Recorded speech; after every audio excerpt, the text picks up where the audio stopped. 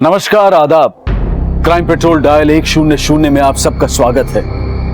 एक बेहतर कल की उम्मीद में संघर्ष तो हम सभी करते हैं, लेकिन क्या ये ख्याल रखते हैं कि आने वाला कल गुजरे हुए कल का हिसाब चुकता करता है? साहब, मेरी बेटी कल रात से लापता है साहब। बैठिए, आराम से बैठिए पहले। साहब, कल रात से उसका फोन नहीं लग रहा। मैंने बहुत मिलाया, यहाँ वहां ढूंढा भी, लेकिन कहीं नहीं मिली साहब। उसकी फोटो है आपके पास? जी, पारुल नाम है इसका। ये मोबाइल फोन रखती है अपने पास? जी साहब। नंबर दीजिए। जी,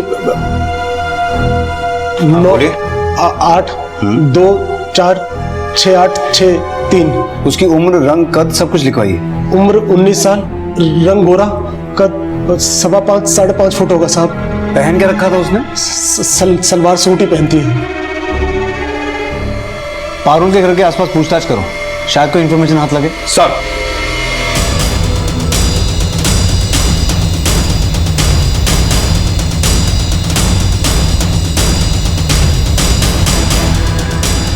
इसे जानती हैं?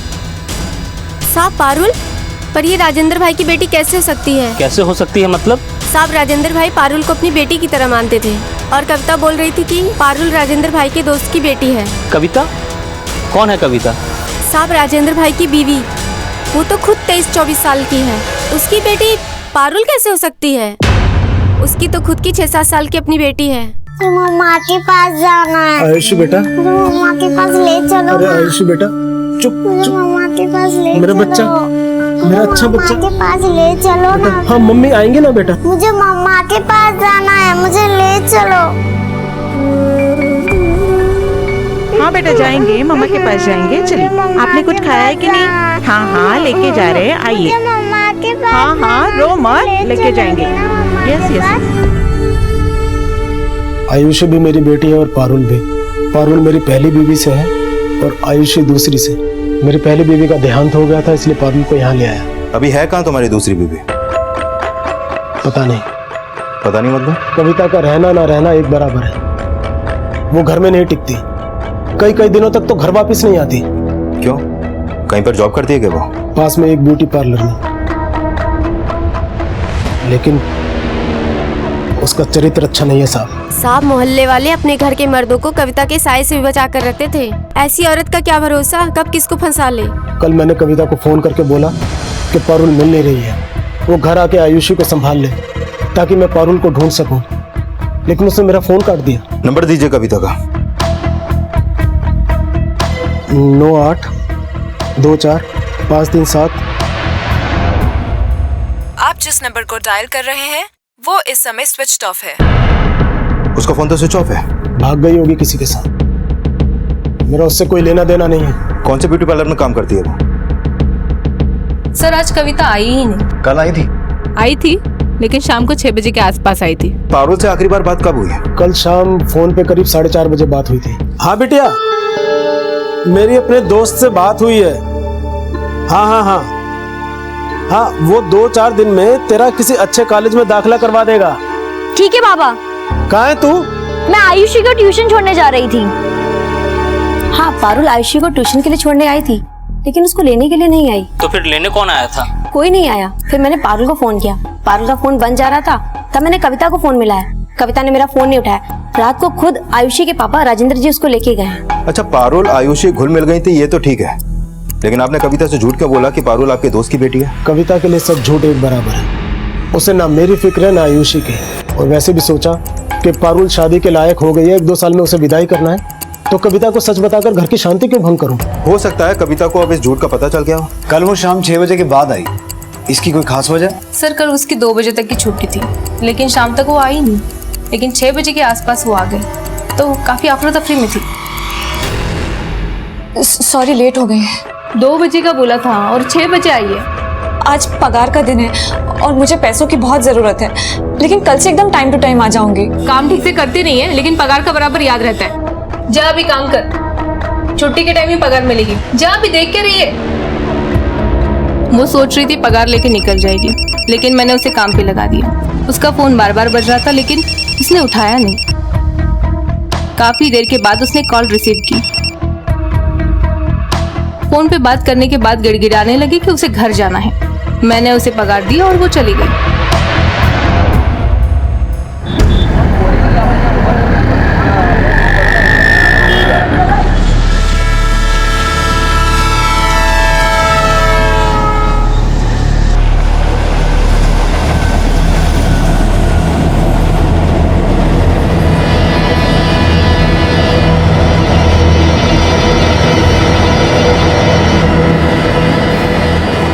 बॉडी को पोस्टमार्टम के लिए भेजो और आसपास के एरिया में सर्च करो।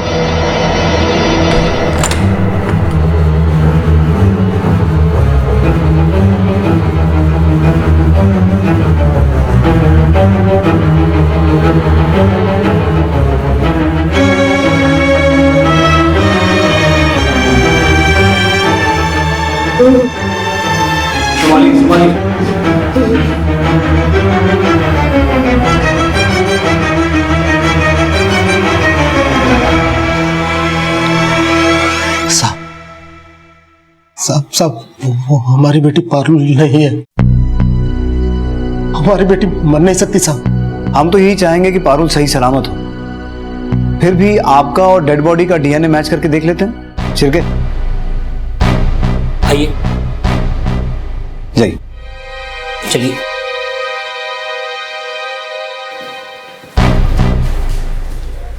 सर, बोरीवली रेलवे ट्रैक पे जो लाश मिली थी उसकी पोस्टमार्टम रिपोर्ट आ चुकी है। हत्या गला घोंटकर की गई है। और सर, उस शाम 8 बजे कविता को गोरेगांव के एक पीसीओ से कॉल आया, लेकिन राजेंद्र का फोन उसने ब्यूटी पार्लर से निकलने के बाद 8:15 बजे उठाया। सर, राजेंद्र के इस बयान में भी सच्चाई है कि कविता अच्छे चरित्र की नहीं थी, क्योंकि उसको शहर के अलग अलग पीसीओ से अक्सर कॉल आते थे। सर, हो सकता है कि कविता नहीं चाहती थी कि राजेंद्र को उसके लवर्स का पता चले, इसलिए उसने अपने लवर्स से पीसीओ से कॉल करने के लिए बोला। लेकिन कामत, हमें जानना ही है कि कविता के अफेयर्स का पारुल के गायब होने से क्या कनेक्शन है। कनेक्शन हो सकता है सर। पारुल ने आयुषु का शाम 4 बजे ट्यूशन छोड़ा, लेकिन लेने नहीं पहुंची। और फिर जब ट्यूटर ने कविता को फोन किया, लेकिन कविता ने फोन नहीं उठाया। और ठीक शाम 5:30 बजे जब पारुल का फोन ऑफ होता है, तब उसके फोन की लोकेशन उसके घर वाले एरिया की थी। और वहीं पे कविता 6 बजे तक ब्यूटी पार्लर नहीं पहुंचती है, लेकिन उससे पहले उसके फोन की लोकेशन उसी एरिया की थी जहां पे पारुल का फोन ऑफ होता है। राजेंद्र के घर जाओ फौरन। सर। बेटा, पापा को काम पे जाना है ना? है? आप उषा ताई के साथ जाओ और देखो, इन्हें परेशान मत करना है? मम्मा भी आएगी शाम को बेटा। चल बेटा।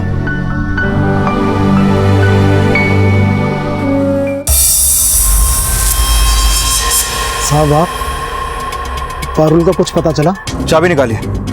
जी? चाबी दीजिए मेरे को।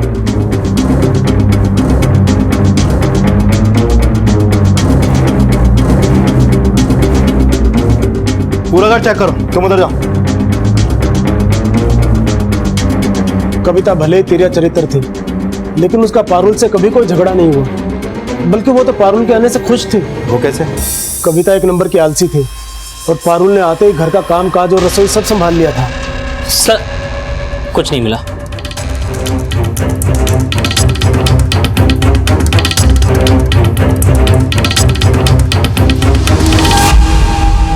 सर, मैंने राजेंद्र का घर अच्छी तरीके से चेक किया, लेकिन किसी तरह के ब्लड स्टेन या मर्डर का कोई भी क्लू नहीं मिला। सर, मैंने राजेंद्र का घर अच्छी तरीके से चेक किया, लेकिन किसी तरह के ब्लड स्टेन या मर्डर का कोई भी क्लू नहीं मिला।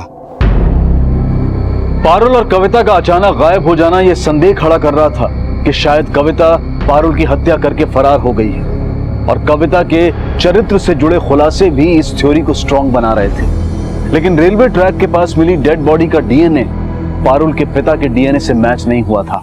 अगर वो बॉडी पारुल की नहीं है, तो पारुल के साथ ऐसा क्या हुआ जो वो अचानक लापता हो गई? और ये कविता के गायब होने का क्या राज है? सर, पारुल का कॉल रिकॉर्ड्स में एक अंकित नाम के लड़के का भी नंबर है, और इन दोनों के बीच में अक्सर कॉल होते थे। सर, अंकित का ये नंबर बिहार का है, लेकिन पिछले 1.5 महीने से ये नंबर मुंबई में एक्टिव है। ये देखिए सर। लेकिन सर, गौर करने वाली बात यह है कि पारुल का यह नंबर उसके पिता राजेंद्र के नाम पे तो रजिस्टर्ड है ही, लेकिन राजेंद्र के दिए गए नंबर के अलावा एक और नंबर पारुल के रिकॉर्ड में है, वो भी राजेंद्र के नाम पे रजिस्टर्ड है, और पारुल अक्सर इस नंबर पे भी कॉल करती थी। सर, पारुल का मोबाइल अजमेर में कुछ देर के लिए ऑन हुआ था।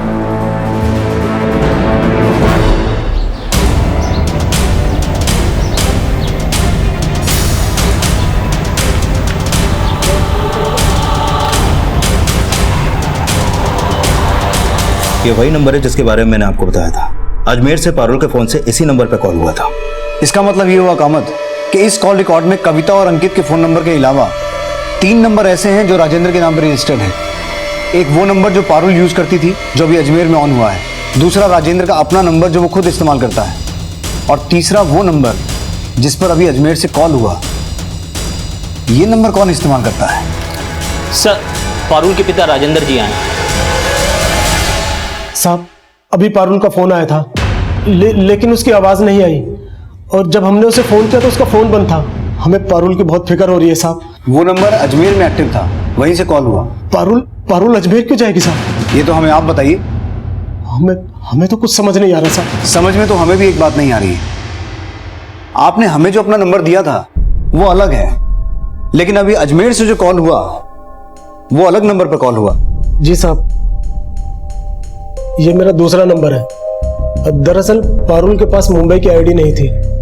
मैंने उसे अपनी आईडी से सिम खरीद कर दिया, तो अपने लिए एक नया सिम ले लिया। क्यों?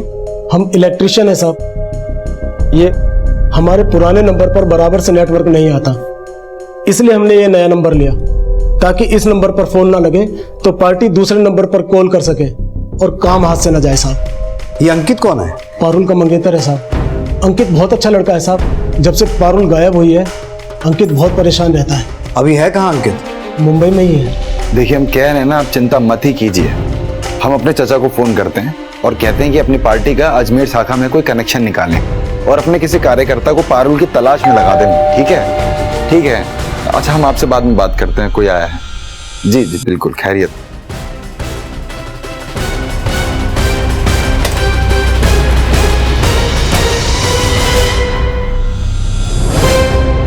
सर, पारुल की माँ के गुजरने के बाद पारुल मुंबई आ गई, तो हमने सोचा कि हम भी मुंबई आ जाते हैं, कोई काम ढूंढेंगे यहाँ पर और पारुल से शादी भी कर लेंगे। अजमेर में ऐसा कोई है जिसे पारुल जानती हो? नहीं सर। तुम आखिरी बार कब मिले थे पारुल से? करीबन 1 हफ्ता हो गया सर। गेटवे ऑफ इंडिया चलोगे मेरे साथ? रात को बहुत खूबसूरत लगता है। नहीं, पापा ने कहा था कि रात होने से पहले घर आ जाना, और तुम हमें रात को घुमाना चाहते हो। हाँ, तो अपने पापा को फोन करके बोल दो, कोई गैर थोड़ी ना है। वैसे भी हम तुमसे शादी करने वाले हैं। अच्छा, नौकरी ढूंढ लिए? नौकरी के लिए ट्राई कर रहे हैं, मिल जाएगी जल्दी। तो ठीक है, तुम नौकरी ढूंढो, तब तक हम अपना ग्रेजुएशन पूरा कर लेंगे और उसके बाद शादी कर देंगे। तब तक मेल मुलाकात सिर्फ दिन में है। ठीक है? हम चलते हैं।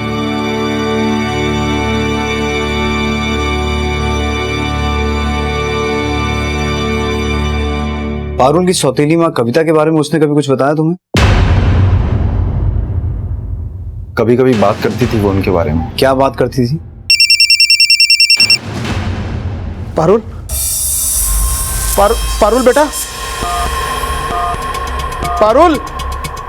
सर, अभी पारुल का फोन फिर से अजमेर में ऑन हुआ है, पर लोकेशन दूसरी थी, और इस बार भी राजेंद्र के नए नंबर पे कॉल हुआ है सर। राजेंद्र को फोन लगा? हाँ साहब, उसका फोन आया था, लेकिन उठाते ही कट गया।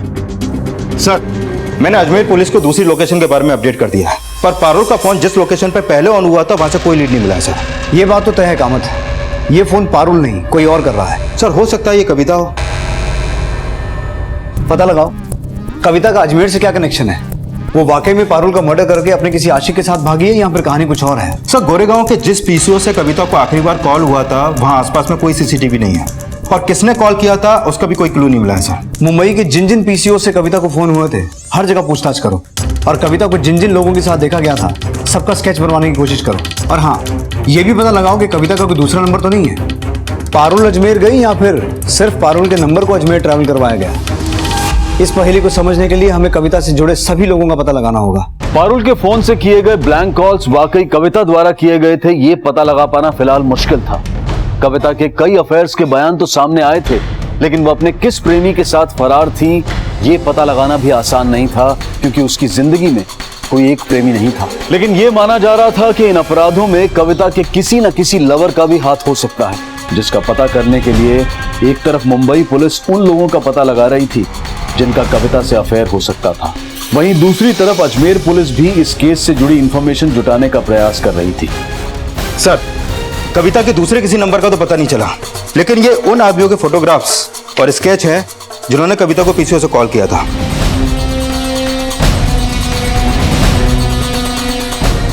और सर ये उस आदमी का स्केच जिसको पिछले दिनों कविता के साथ देखा गया। सर मैंने ये फोटोग्राफ्स और स्केच उस गोरेगांव वाले पीसी ओनर को दिखाया है जहां से कविता को आखिरी बार कॉल हुए थे, लेकिन पहचान नहीं हो पाई सर। कैसे भी करके इनकी पहचान करो। और हाँ, जिस दिन पारुल और कविता गायब हुए हैं उस दिन अजमेर रूट पे जाने वाली सभी ट्रेन का रिजर्वेशन डेटा निकलो। सर मुझे नहीं पता कविता अजमेर में है या मुंबई में। मेरे तो उससे बात हुए कई महीने हो चुके हैं। मान लेते हैं तुम्हें नहीं पता, लेकिन मोबाइल होते हुए भी कविता को पीसीओ से फोन क्यों करते थे? सर एक बार कविता के पति ने मुझे और कविता को मार्केट में देख लिया था, पर मार्केट में उसने मेरी पिटाई की। सर बहुत ही शक्की इंसान है वो। उसका पति शक्की है, तुम बड़े चरित्रवान हो। सर देखिए, जैसा आप सोच रहे हैं ऐसा कुछ भी नहीं है हमारे बीच।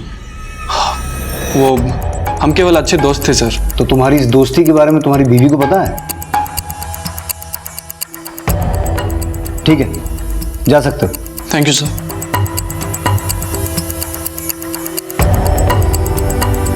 सर जिस रात पारुल लापता हुई उस रात 11:15 बजे जयपुर दुरंतो में कविता, उसकी बेटी आयुषी और किसी मनीष के नाम पे टिकट बुक थी। मनीष? वो कमीनी मनीष के साथ? इनमें से कौन है मनीष?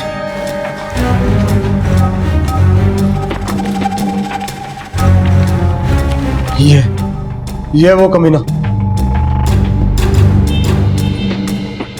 दोस्त है हमारा, लेकिन हम नहीं जानते थे कि वो हमारी पीठ पीछे हमारी बीवी के साथ अजमेर। पारुल, पारुल बेटा, पारुल। साहब हमारी पारुल को बचा लीजिए साहब, हमारी पारुल को बचा लीजिए, हमें बहुत फिक्र हो रही है उसके साथ। पारुल के लौट आने की उम्मीद उसके पिता ने अब तक जिंदा तो रखी थी, लेकिन अब यह उम्मीद दम तोड़ रही थी। पुलिस जब मनीष के घर पहुंची तो पारुल की हत्या का संदेह आखिरकार प्रमाण में बदल गया।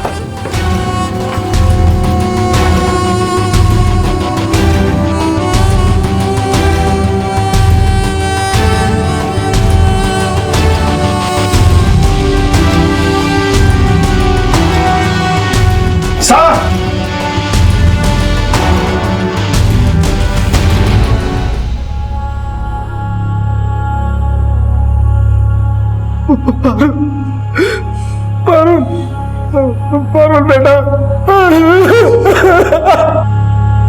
बेटिया हम जानते हैं हमने तुम्हारे साथ इंसाफ नहीं किया। तुम्हें और तुम्हारी माँ को छोड़कर अपनी दुनिया में मस्त हो गए। हमें एक मौका दे दो, हम तुम्हारा दिल कभी नहीं दुखाएंगे।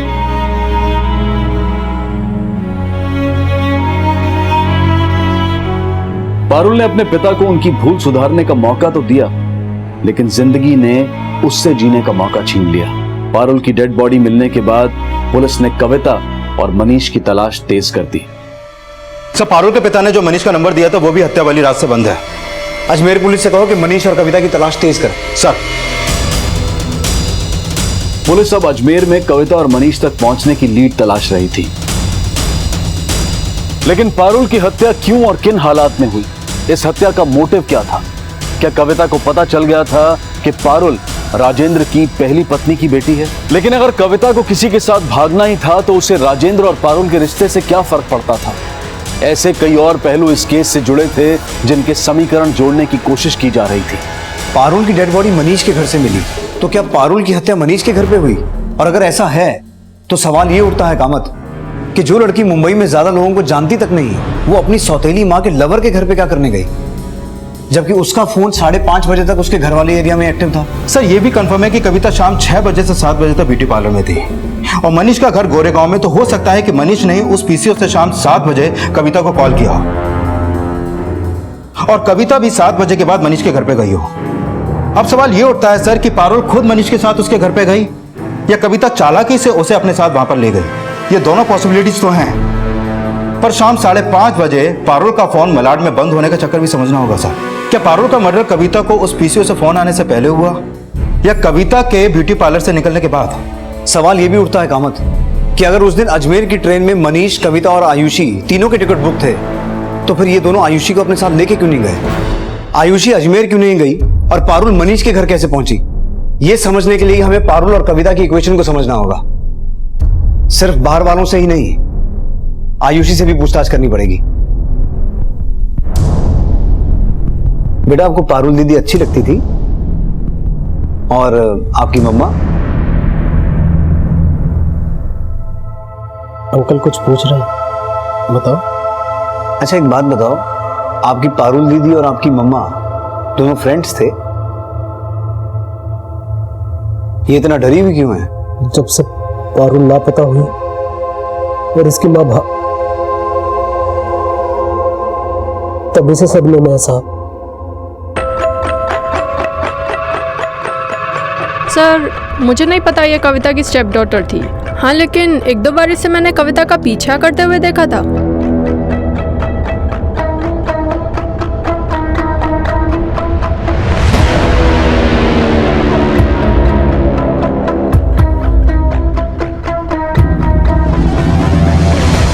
सर, कविता के ब्यूटी पार्लर के कलीग आयुषी के ट्यूशन टीचर और कुछ पड़ोसियों ने बताया कि पिछले दिनों पारुल को कविता की जासूसी करते हुए देखा गया। सर, उनके बयानों से तो लगता है कि पारुल कविता की जासूसी कर रही थी और शायद कविता का पीछा करते करते वो उस रात मनीष के घर पे पहुंची।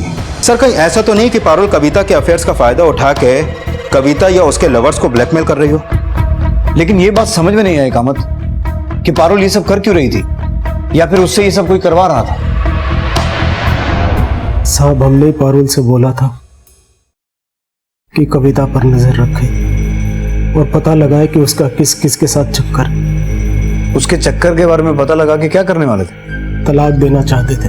तलाक तो वैसे भी दिया जा सकता है, उसके लिए जासूसी करवाने की क्या जरूरत थी? हम नहीं चाहते थे कि कोर्ट उस तिरया चरित्र को मां समझकर हमारी आयुषी उसे सौंप दे।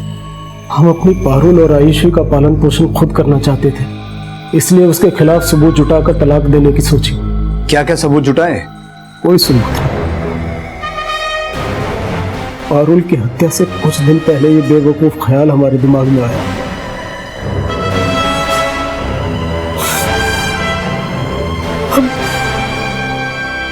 हम तो पछता रहे हैं कि वो अपनी बच्ची को उस डायन की जासूसी में लगाया। खा गई हमारी बच्ची को, खा गई। पारुल के पिता ने भले ही अपनी मंशा साफ कर दी थी, लेकिन उनका यह बयान इस बात की पुष्टि कर रहा था कि पारुल कविता की जासूसी कर रही थी। और ये इस केस में एक चौंकाने वाला एंगल था, और ये एंगल इस केस को एक ऐसे टेंजेंट पर ले जाने वाला था जिसमें छल, कपट, झूठ, फरेब, नफरत, इंसानी जज्बात का हर वो नेगेटिव इमोशन था कि जिसका रंग अगर किसी पर चढ़ जाए तो रिश्ते क्या, इंसानियत की हदें भी लांघ दी जाती हैं। कहते हैं कि डूबने वाले को तिनके का सहारा भी काफी होता है, लेकिन जो खुद अपनी नाव में छेद करे उसे डूबने से कोई नहीं बचा सकता। सर, अजमेर पुलिस ने मनीष को अजमेर के गेस्ट हाउस से गिरफ्तार किया है, लेकिन उसके साथ कविता नहीं थी। Let's go.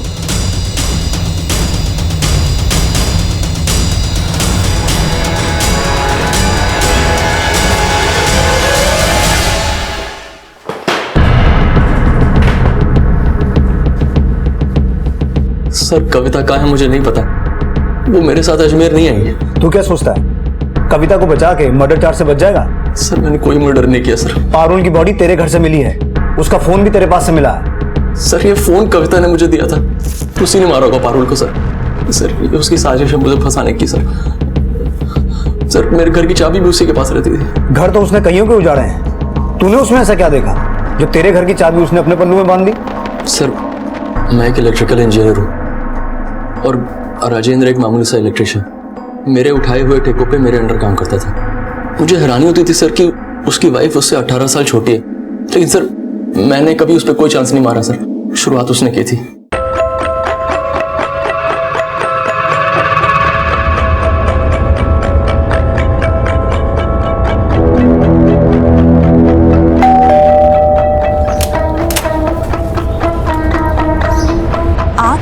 राजेंद्र है क्या घर में? नहीं, वो तो नहीं है, लेकिन आप अंदर आइए ना।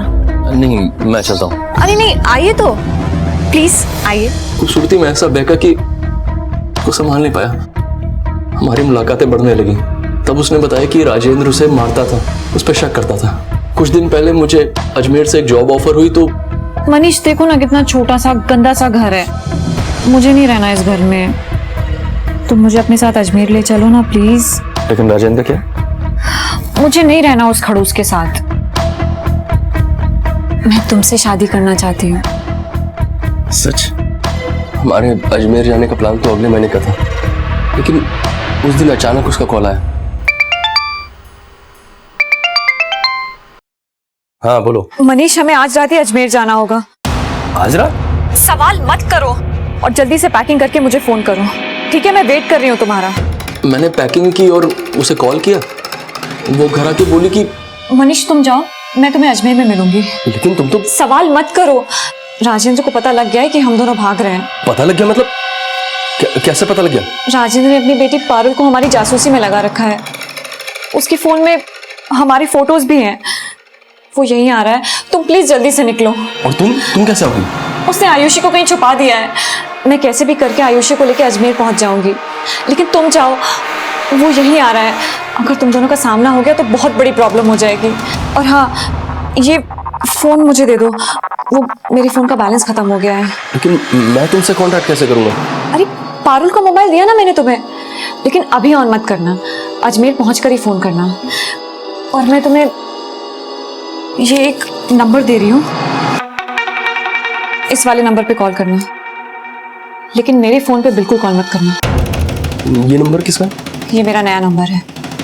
इस नंबर पे कॉल करने के लिए बोला था सर।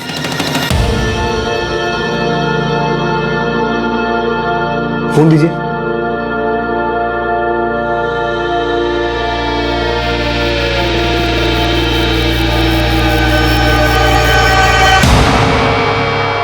सर ये तो वही नंबर है। तो कविता ने तुझे कहा कि ये उसका नया नंबर है। तेरा फोन उसने लिया और उसने तुझे ये पारुल का फोन थमा दिया। Yes sir. लेकिन इस फोन में तो कोई फोटो नहीं है। सर कविता ने डिलीट कर दिए होंगे, मैंने तो देखे तक नहीं। अजमेर आने के बाद फोन ऑन किया और अपने नंबर पे कॉल किया तो फोन बंद था। फिर कविता के नए नंबर पे कॉल किया तो राजेंद्र ने फोन उठाया। फिर मैंने दोबारा कॉल किया तो भी राजेंद्र नहीं उठाया। तो उसके बाद से मैंने फोन बंद ही कर दिया था।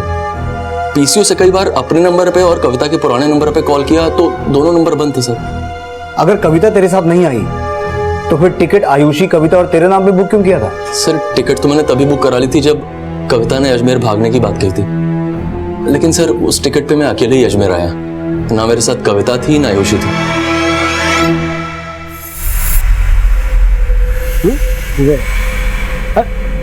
उषा बहन, अच्छा हुआ आप मिल गई। आयुषी को अपने पास रख लेंगी, मुझे किसी काम से जाना है। क्यों? आया कहाँ गई? मैंने उसे निकाल दिया। मैं इसे जल्दी आकर ले जाऊंगा।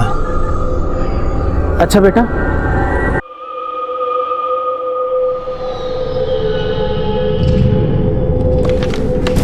सर जिस ट्रेन से मनीष अजमेर गया था उस ट्रेन के टीटी से बात हुई। उस टिकट पर मनीष अकेला अजमेर गया था और अजमेर के गेस्ट हाउस में भी वो अकेला रुका था। ना तो वहां कविता को देखा गया और ना ही अजमेर में कहीं भी कविता के देखे जाने का क्लू मिला है सर।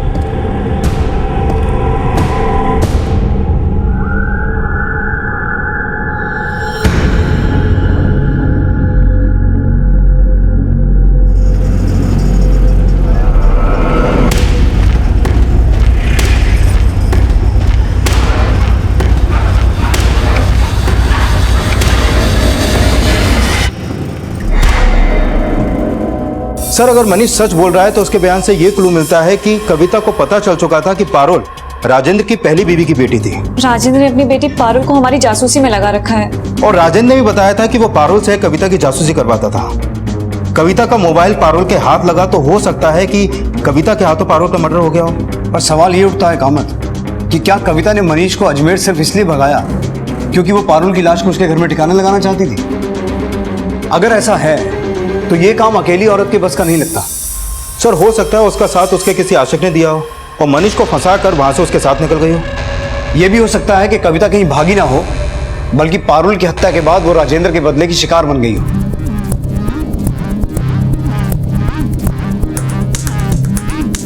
कामत, बोरीवली पुलिस से पता करो, जिस लड़की की लाश रेलवे ट्रैक पे मिली थी उसकी पहचान हुई?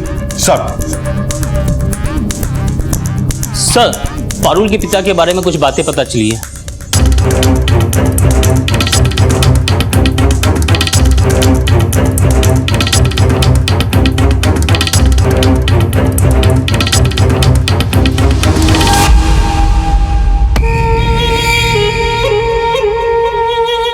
सर वो औरत वही है जिसे पारुल के पिता ने आयुषी की आया बना के रखा था। राजेंद्र ने इस औरत को बोरीवली के एक लॉज के बाहर से रिसीव किया था और कुर्ला स्टेशन से बिहार की ट्रेन में बिठा दिया। डीएनए रिपोर्ट से साफ हो गया कि वो लाश राजेंद्र की दूसरी बीवी कविता की ही थी।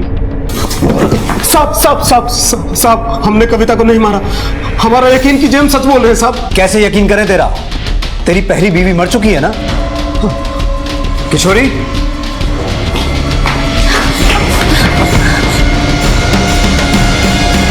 जीते जी तूने अपनी पहली बीवी को स्वर्गवासी बताया और तूने हमसे एक नहीं कई झूठ बोले हैं। तूने हमसे यह भी छुपाया कि कविता तेरी साली थी। कविता जैसी भी थी हमें पता चल गया है, लेकिन यह भी सच है कि 8 साल पहले तो अपनी बीवी और बेटी को छोड़कर कविता को मुंबई भगा के लाया था। वो हमारी जिंदगी की ऐसी गलती थी जिसका खामियाजा हम आज तक भुगत रहे हैं। लेकिन यह भी सच है कि कविता ने गांव से मुंबई आने के लिए हमारा सीढ़ी की तरह इस्तेमाल किया। वो मुंबई हमारी बीवी बनकर तो आ गई, लेकिन मुंबई की चकाचौंध के सामने उसे हमारी हैसियत बहुत छोटी लगी और अपनी हैसियत बढ़ाने के लिए वो न जाने कहां कहां मुंह मारने लगी।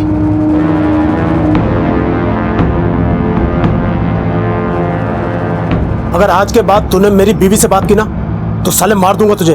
हमें ये एहसास होने लगा था कि वो सुधरेगी नहीं, लेकिन गलती सिर्फ कविता की नहीं थी। हमने भी 8 साल पहले ये गलती की थी और हमें भी अपनी गलती का धीरे धीरे एहसास होने लगा था। बेटा, हम जानते हैं हमने तुम्हारे साथ इंसाफ नहीं किया। तुम्हें और तुम्हारी माँ को छोड़कर अपनी दुनिया में मस्त हो गए। हमें एक मौका दे दो, हम तुम्हारा दिल कभी नहीं दुखाएंगे। बच्चे को मत फुसलाओ, समझे ना? पहले उस कुलच्छनी को अपनी जिंदगी से दूर फेंको, फिर हम समझेंगे कि तुम्हें अपने किए पे पछतावा है। हम उसे छोड़ देंगे सरला, लेकिन हम आयुषी को अपने साथ रखना चाहते हैं। अगर तुझे आयुषी की इतनी फिक्र होती तो अपने अपराधों पर पर्दा नहीं डालता। पारुल की मौत का जिम्मेदार भी तू ही है, क्योंकि तू उससे कविता की जासूसी करवाता था। तू ये भी जानता था कि कविता और मनीष भागकर अजमेर जाने वाले हैं। तूने ही आयुषी को नजरबंद करके रखा था। इसकी वजह से कविता के हाथों पारुल का मर्डर हुआ और इतना कुछ होने के बावजूद तू हमारे पास नहीं आया, कविता की जान के पीछे पड़ गया। तेरा बस चलता तो मनीष को भी मार देता। नहीं साहब, नहीं। तूने उसे मारा नहीं, लेकिन पारुल की लाश को उसके घर में ठिकाने लगाया। नहीं साहब, उस दिन तो हमने पारुल की शक्ल तक नहीं देखी थी। हमें तो यह भी नहीं पता था कि मनीष और कविता के बीच में कोई चक्कर चल रहा है। फिर हमें ये कैसे पता होता कि वो भागकर अजमेर जाने वाले हैं? अब तू ये कहेगा कि तूने कविता को भी नहीं मारा? उसे हमने मारा है, इन्होंने नहीं। और अगर हमारा बस चलता तो उस कलमुही को 8 साल पहले ही मार देते।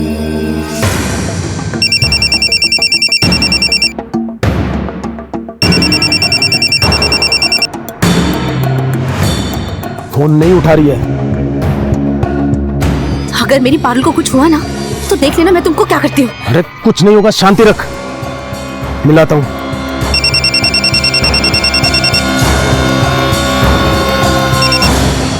हेलो, हम बिजी हैं अभी। पारुल कहाँ है? हमें क्या पता। झूठ मत बोल। ए कविता, बता पारुल कहे, नहीं तो अच्छा नहीं होगा। कौन बोल रहा है? ज्यादा नाटक मत कर, समझी ना? तू अच्छे से जानती है कौन बोल रहा है। दीदी। ज्यादा दीदी दीदी मत कर। अगर 1 घंटे में हमारी पारुल नहीं आई ना तो देख लेना हमसे बुरा कोई नहीं होगा। बेटा, अब तू सो जा। मुझे मम्मा के पास जाना है, ले चलो ना। मम्मा के पास ले जाएंगे। मैं तुम्हारी मम्मा को यहीं लेकर आऊंगा। हाँ, सो जा मेरा अच्छा बच्चा, सो जा। कहाँ है मेरी बेटी आयुषी? पहले बता मेरी बेटी पारुल कहाँ है? अरे हमने कहा ना हमें नहीं पता। अरे ऐसे कैसे नहीं पता? तुझे पता मेरी बेटी पारुल कहाँ है? हमें नहीं पता। कविता, सच बता दे। झूठ तो आप लोगों ने हमसे बोला है। आखिर ले आए ना दीदी और पारुल को यहाँ पर। मैं जा रही हूँ अपनी बेटी को लेने। अरे ऐसी कैसे जाएगी? पहले बता मेरी बेटी पारुल कहाँ है? तेरी बेटी को जिंदा काट दूंगी, समझी ना? नहीं पता मुझे। ऐसे कैसे नहीं पता? पता जल्दी मेरी बेटी को। मुझसे मेरा पति जीनेगी ना?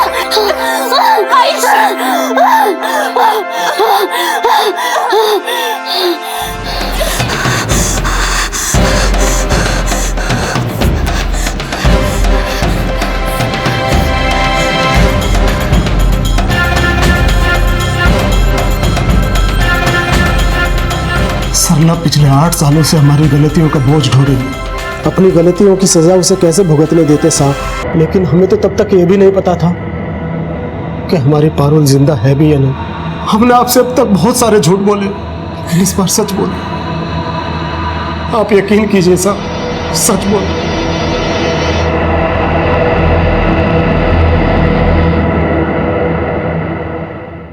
सर अगर राजेंद्र सच बोल रहा है तो क्या मनीष ने हमसे झूठ बोला या कविता ने मनीष से झूठ बोला? झूठ तो हमसे अंकित ने भी बोला था। सर मैं झूठ नहीं बोलना चाहता था, लेकिन पारुल के पापा मेरे सामने गिड़गिड़ाने लगे कि उनके मुंह से झूठ निकल गया। लेकिन सर मुझे उन्होंने ये नहीं बताया कि पारुल की मम्मी ने पारुल की छोटी मम्मी का मर्डर कर दिया है। पारुल कविता की जासूसी करती थी, इस बारे में पारुल ने कभी कुछ बताया नहीं? नहीं सर, मुझे तो नहीं पता इस बारे में कुछ। तू उसका मंगेतर था, अक्सर उससे मिलता रहता था, कभी कुछ ऐसा नोटिस नहीं किया? नहीं सर, मैंने पारुल को कभी उसकी छोटी मम्मी कविता की जासूसी करते हुए नहीं देखा। पर हाँ, एक बार हम कैफे में थे और वहां पर हमने कविता को देखा था एक आदमी के साथ, और सर वो आदमी उसे पैसे भी दे रहा था। कौन आदमी? मुझे नहीं पता सर, मैं ऐसे बता नहीं पाऊंगा। इनमें से था कोई?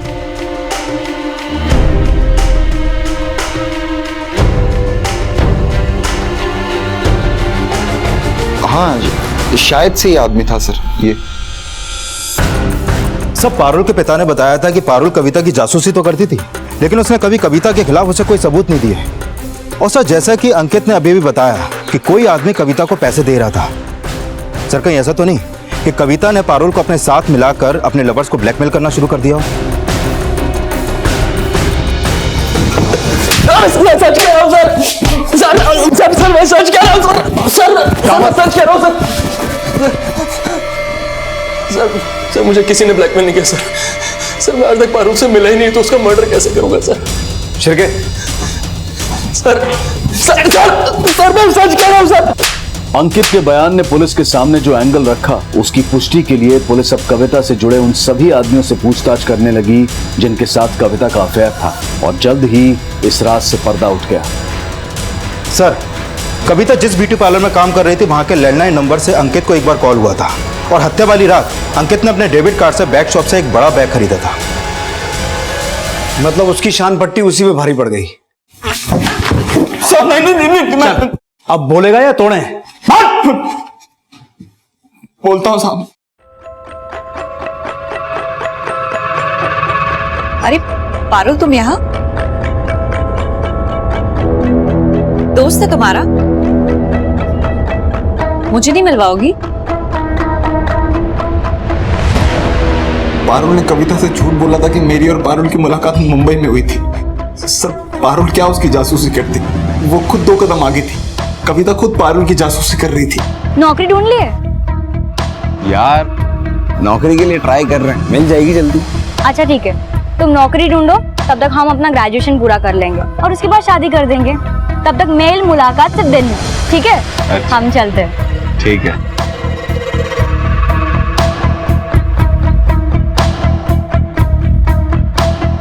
लगता है काफी पुराना है याराना तुम्हारा। नहीं ऐसा नहीं है जैसा आप समझ रही हैं। अरे तो इसमें इतना डरने वाली क्या बात है? वैसे मैं गेटवे ऑफ इंडिया जाने का सोच रही थी। तुम अगर चलना चाहो तो मेरे साथ चल सकते हो। सही में? तुम चलो ना, इतना सोचने वाली क्या बात है? Auto auto. सर पता नहीं उस औरत में ऐसा क्या जादू था, उससे 2 मुलाकात के बाद ही मैं पारुल को भूल गया, और उससे राज भी नहीं छुपा पाया कि पारुल के पापा उसे छोड़कर पारुल और पारुल की मम्मी को घर लेके आ रहे हैं। मेरा और कविता का रिश्ता भी पारुल की नजरों से नहीं बच सका।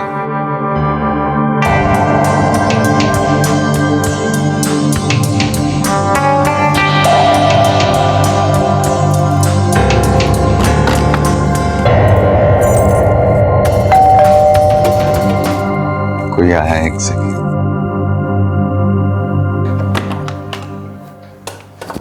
आखिर तूने दिखा दिया ना कि हर मार देख जैसा होता है।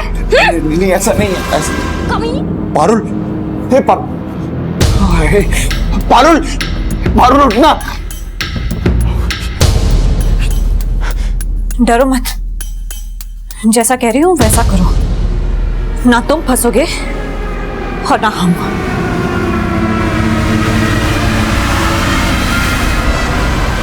हम मनीष को घर से निकालते हैं, तब तक तुम सारी तैयारी करके रखो और हमें मनीष के घर के बाहर मिलो।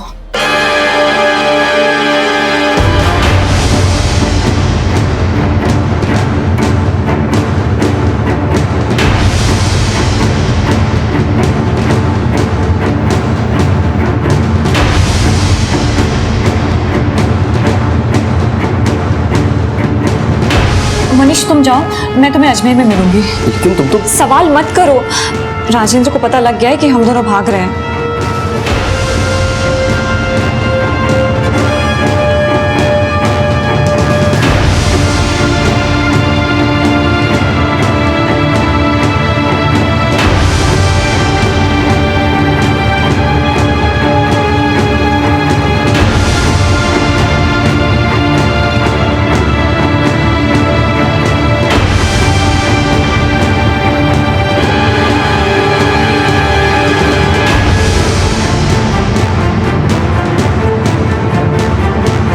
सलाखों के पीछे होते हैं, उन्हें जिंदगी भले ही नसीब हो जाए, पर उनका पश्चाताप किसी श्राप से कम नहीं होता। और अपराध की गाज जब बेकसूरों पर गिरती है तो किसी की सांत्वना भी उस मासूम को दिलासा नहीं दे सकती। यूं तो हम सबको एक ही जिंदगी मिलती है, लेकिन इस एक जिंदगी में हम कई जिंदगियां जीने की सोचते हैं। एक सपना पूरा होता है तो दूसरे सपने में जीने लगते हैं। एक रिश्ते से मन भर जाता है तो दूसरा रिश्ता जोड़ने की सोचते हैं। माना कि जिंदगी हर रोज नए बदलाव लाती है, लेकिन अगर हमारा आज सच्चा नहीं है तो आने वाला कल कभी बेहतर नहीं हो सकता। इसी विचार के साथ अब मैं अनूप सोनी आपसे विदा लेता हूं। फिर मुलाकात होगी अगले एपिसोड में एक और चौंका देने वाले केस के साथ। तब तक अपना और अपने परिवार का ख्याल रखें और देखते रहें क्राइम पेट्रोल डायल 100। सबक एक को सीख हम सबको। जय हिंद।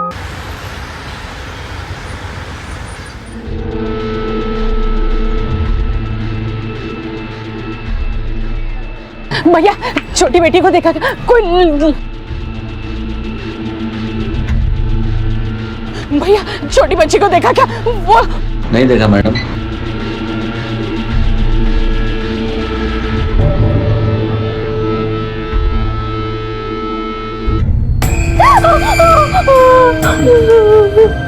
नहीं, तुम मेरी मम्मा नहीं हो।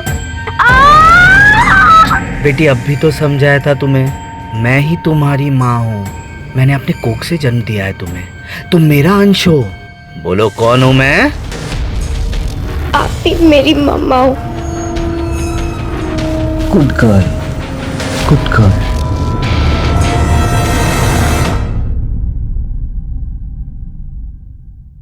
हर इंसान के मन में कुछ ऐसी दबी हुई ख्वाहिशें होती हैं जो हमेशा पूरी नहीं हो पाती।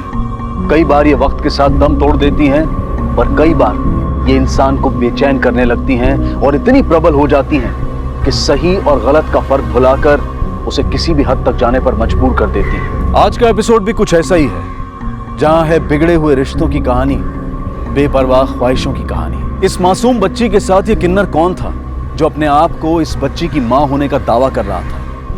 क्या वाकई कोई किन्नर एक बच्चे को जन्म दे सकता है? और अगर वाकई इस किन्नर ने इस बच्ची को जन्म दिया था तो फिर वो इसे दुख क्यों दे रहा था? आखिर इसकी मंशा क्या थी?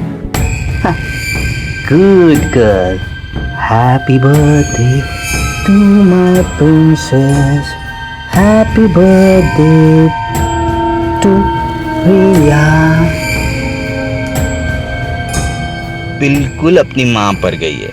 आँख, नाक, ओठ, स्माइल सब मेरे जैसा ही है, और होगा भी क्यों नहीं? आखिर तू मुझसे ही तो बनी है। मम्मा को नहीं खिलाओगी? खिलाओ। Good girl.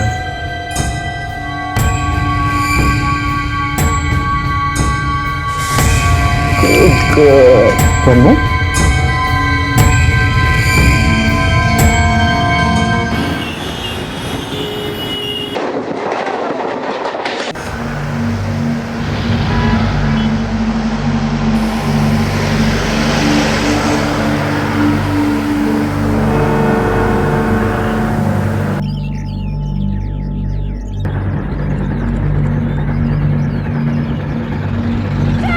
ऋषभ मेरा बच्चा! ऋषभ!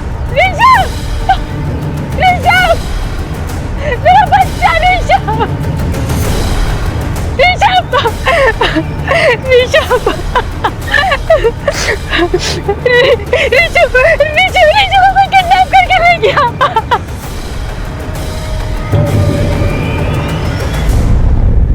हम हमने हर जगह नाकाबंदी कर दी है। अगर किडनैपर कहीं से भी भागने की कोशिश करता है तो पकड़ा जाएगा। हमारी टीम किडनैपर को पकड़ने की पूरी कोशिश कर रही है।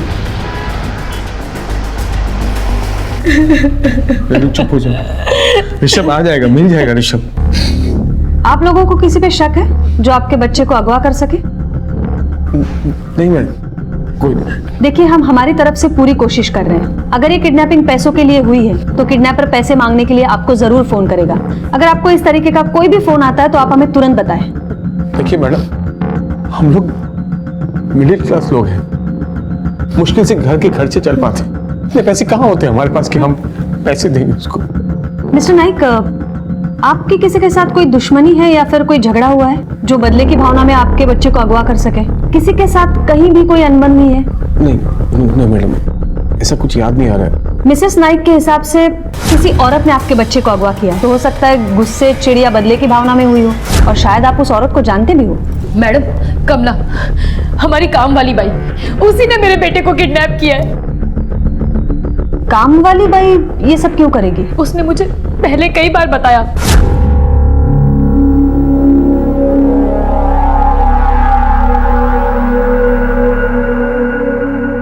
लड़का नहीं है मेरे को, 3 लड़कियां पैदा की है मैंने, इसलिए मेरे सास और पति हमेशा सुनाते रहते हैं मुझे, आपके जैसे थोड़े ना मेरा नसीब जो पहली बार में लड़का हो जाए। चुपचाप ना अपना काम कर। इतना क्यों गुस्सा कर रही हो दीदी? मैं थोड़ी ना आपके बेटे को उठा ले जाने वाली हूँ। तो आपके कहने का मतलब है कि कमला ने जेलसी में आकर आपके बच्चे को किडनैप किया क्योंकि उसे बेटा चाहिए था? ठीक है, आप लोग अभी जा सकते हैं। अगर फिरौती के पैसों को लेकर कोई भी फोन आता है तो आप हमें बताएं। हम ऑलरेडी आपके फोन ट्रेस कर रहे हैं ताकि किडनैपर की लोकेशन पता चल सके।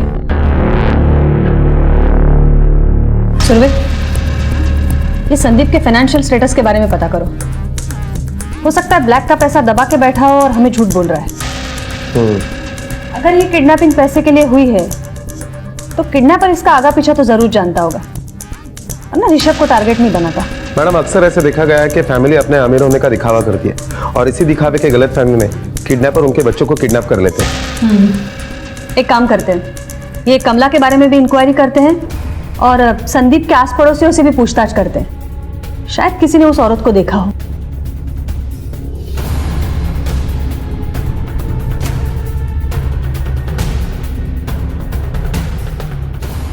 जब 1 बजे बच्चा गायब हुआ तब तुम कहाँ थे? साहब, हम पार्किंग में थे। वो गेस्ट लोगों की पार्किंग में कोई गलत गाड़ी लगा रहा था तो हम उसको समझा रहे थे। कौन था वो? रिकॉर्ड दिखाओ। साहब, वो इतना माथा पच्ची किया कि हम रजिस्टर में एंट्री करवाना भूल गए साहब। एक काम करो, सोसाइटी में जितने भी काम करने वाली आती है, यानी सफाई वाली, खाना बनाने वाली, बर्तन मांजने वाली, सबके रिकॉर्ड निकालो और सबके नंबर दे दो मुझे। और सोसाइटी में जितने भी विजिटर आते हैं सबकी एंट्री करना मत भूलना, समझे?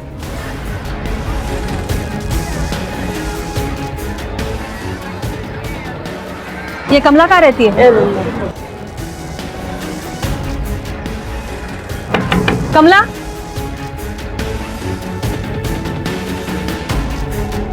मैडम, ये रेनू दीदी तो कुछ भी बोलती है मैडम। मैं काय को उसका बेटा उठाएगी? उसका बेटा उठाने से थोड़ी ना मेरे को मेरा बेटा मिल जाने वाला है। और वैसे भी मैडम, 1 बजे मैं बाजू वाली बिल्डिंग में काम कर रही थी। ये तुम्हारी 3 बेटियों के अलावा यहाँ कौन रहता है? और मेरे पति और मेरी सास। नहीं, आता नहीं है घरी। मेरी सास बीमार है, मेरे पति उनको अस्पताल में लेके गए। 2-3 दिनों में उनका ऑपरेशन होने वाला है। ऑपरेशन के पैसे जमा हो गए? हाँ, हो गया है। Happy birthday to you. There is one more surprise for my princess. This is your birthday gift. Low, low.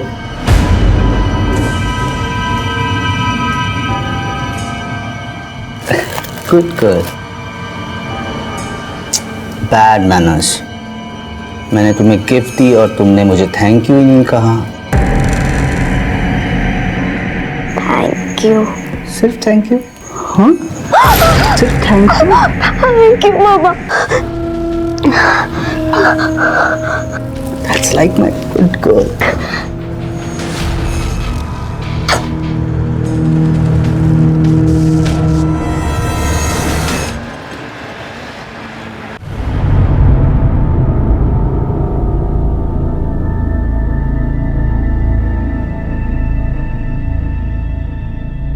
Renu, relax, कैसे सब ठीक हो जाएगा। कैसे सब कुछ ठीक हो जाए? चिंता मत करो, सब कुछ ठीक होगा।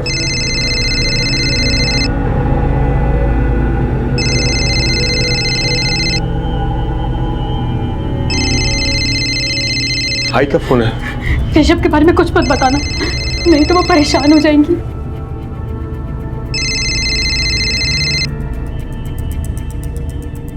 हाय, बोल।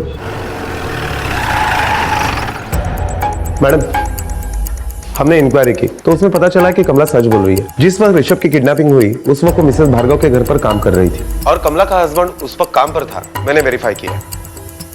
सुरभि, कहीं ऐसा तो नहीं उसने ये काम अपने किसी जानने वाली औरत से करवाया हो? एक काम करो, ये कमला के कॉल रिकॉर्ड्स निकलवाओ जरा। Okay madam. और ये ऋषभ के लिए कोई रैंसम कॉल आया था? नहीं मैडम। नाइक फैमिली के फाइनेंशियल स्टेटस के बारे में कुछ पता चला? हाँ मैडम, हमने रेणु और संदीप दोनों के बैंक स्टेटमेंट चेक किए। दोनों के बैंक स्टेटमेंट से पता चलता है कि बिल्कुल मिडिल क्लास लोग हैं। रेणु एक हाउसवाइफ है और संदीप सैलून चलाता है। वॉचमैन और पड़ोसियों से पूछताछ की तो उनसे भी कोई नेगेटिव फीडबैक नहीं मिला। सुरभि, इसका मतलब है ये किडनैपिंग पैसों के लिए तो हुई नहीं है। एक काम करते हैं, संदीप के सैलून जाकर पूछताछ करते हैं। हो सकता है इनके बारे में वहां से कुछ पता चले। आखिर ये किन्नर कौन था जो प्यार और धमकी सब इस्तेमाल करके, और संदीप जिसकी माली हालत बेहद कमजोर थी, उसके बच्चे को किसने और क्यों किडनैप किया था? क्या पैसे की वसूली इसका मकसद था या फिर सच और भी भयानक था? कौन चिल्ला रहा है? मैंने कहा था ना तुम्हें, तुम्हारे जुबान से एक लफ्ज भी नहीं निकलना चाहिए। अगर फिर से तुम चिल्लाए तो मैं तुम्हारे होंठ जला दूंगी। चिल्ला, बचाओ बचाओ।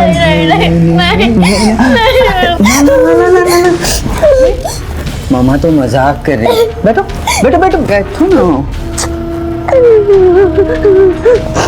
प्रिया बेटा, मैं तो मजाक कर रही थी, मैं ऐसा कुछ नहीं कर रहा। मम्मा रियली लव्स यू। तू छोड़ के क्यों चली जाना चाहती है मुझे? तुझे मालूम है तुझे जन्म देने में और तुझे हासिल करने में मम्मा ने कितनी तकलीफें उठाई है।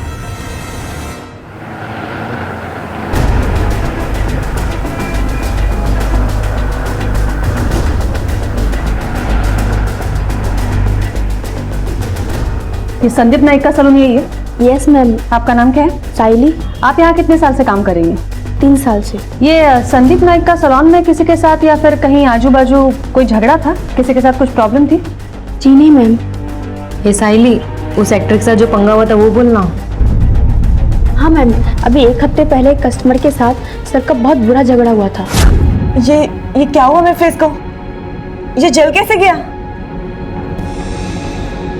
क्या किया तुमने? Sorry ma'am. सॉरी के बच्चे, दांत तोड़ दूंगी। Please calm down ma'am. What happened? क्या किया इसने? मेरा फेस जला दिया। I am sorry ma'am, please be patience. आप शांत हो जाइए, मैं सब ठीक कर दूंगा। प्रिया, 1 मिनट, तुम्हारे स्टाफ में से मुझे कोई भी हाथ नहीं लगाएगा। कोई भी हाथ नहीं लगाएगा, प्लीज। 2 दिन में तुम्हारा सैलून बंद करवाऊंगी। जाओ बंद करो, मैं भी देखता हूँ क्या करती हैं आप। इतनी देर से मैं आपको समझा रहा हूँ लेकिन आप समझने की कोशिश नहीं कर रही हैं। देख लेना, बहुत पछताओगे।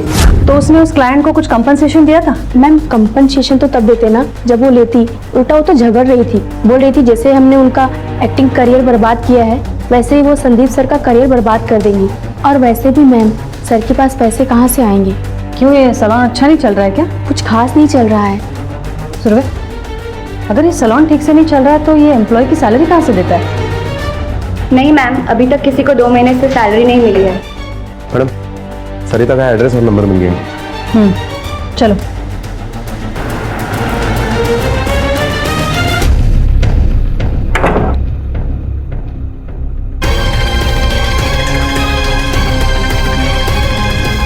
सारिका,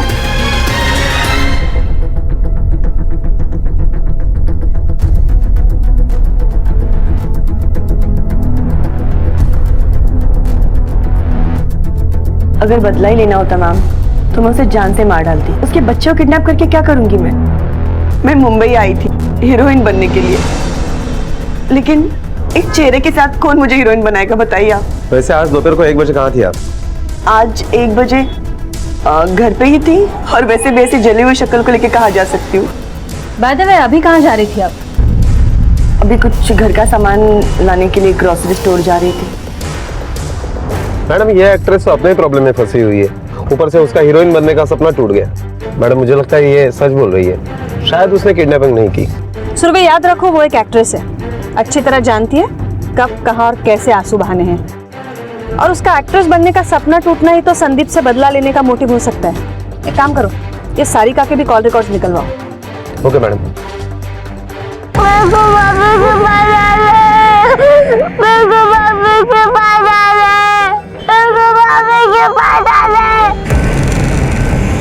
हाँ ठीक है, कल सुबह तक इन्फॉर्मेशन मिल जानी चाहिए।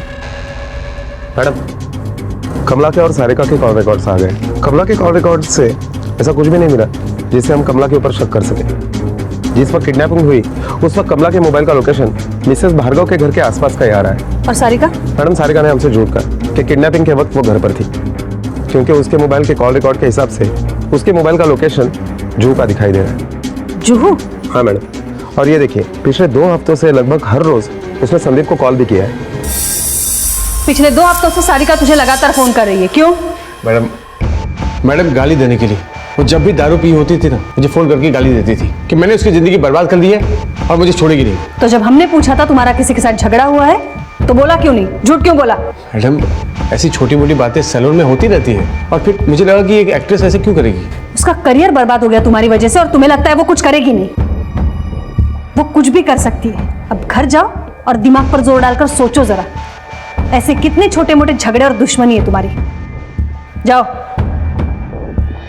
जी मैडम, मुझे अभी तक एक बात समझ में नहीं आई कि हमसे झूठ क्यों बोला। ये भी समझ में आ जाएगा सुरभि। तुम्हें सारिका पे नजर रखो, अगर उसका इससे कुछ लेना देना है तो वही हमें किडनैपर तक पहुंचाएगी। Okay madam. और हाँ, ये संदीप के भी कॉल रिकॉर्ड्स निकलवाओ। कुछ तो ऐसा है जो नॉर्मल बिहेवियर के आड़ में छिपा रहा है हमसे।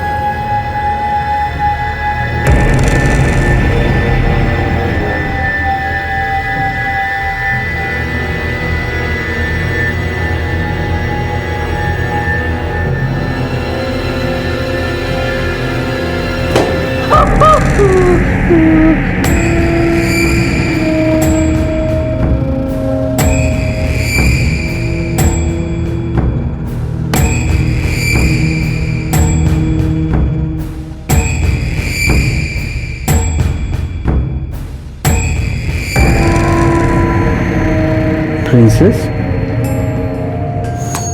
good girl.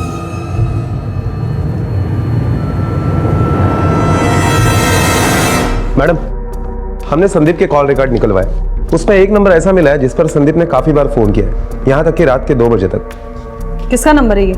मैडम ये नंबर किसी जीनल वोरा के नाम पर रजिस्टर्ड है, हमने उसका एड्रेस भी निकाला है। सुरभि, ये संदीप जैसा दिखता है वैसा है नहीं।